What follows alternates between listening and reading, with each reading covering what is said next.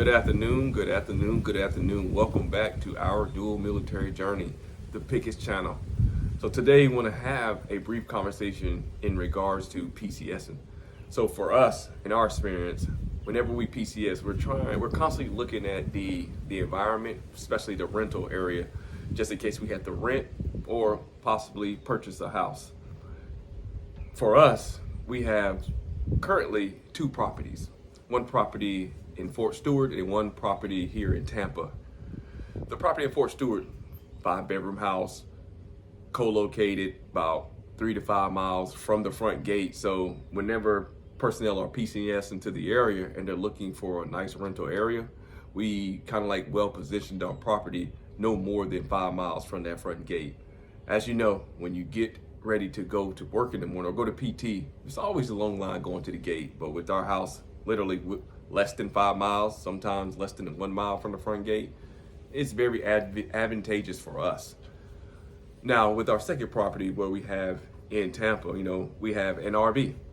We kind of like put personnel in that RV and allow them to stay in there because, the cost of living here in Tampa is skyrocketed. Basic 1-bedroom apartment could be about $2,000, and that's not including utilities. So as for us, we try to use that as a good practice of looking at the environment, looking at the area, and have a clear understanding, like, do we want to rent there, or do we want to purchase, do we want to buy, do we want to stay on post? So with us PCSing to our next duty station, which we will be going to either Fort Jackson or Fort Gordon or Fort Eisenhower, also known as that. We're in a position where we have to talk, basically have the tough conversations. Do we want to stay on post? Do we want to rent and stay off post? I'm looking at, the cost of living on post versus the cost of not living on post. Inflation is everywhere. So maybe having a cost-effective area makes the most sense.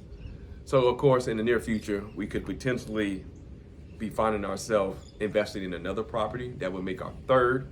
And I think we're forming this triangle of property or building our portfolio where we're having houses in different areas, which once we leave, they're able to be rented. You have to understand, by the time you PCS to an area, you may spend 0 to 6 months looking for a house. From 6 to 12 months actually going through the loan process, and then from 12 to 18 months maybe going through the finalizing process of the house, closing.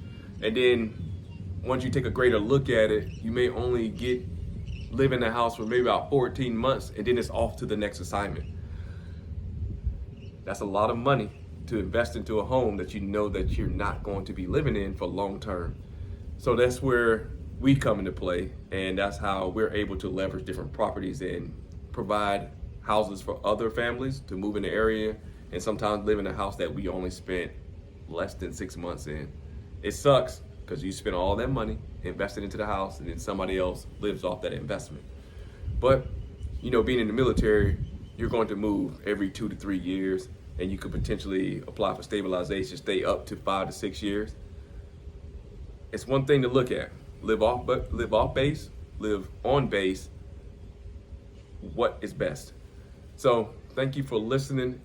Continue to follow us and continue to provide us some advice, because we're consistently trying to learn to be better property owners and better military personnel. Thank you. Stay tuned. Stay informed.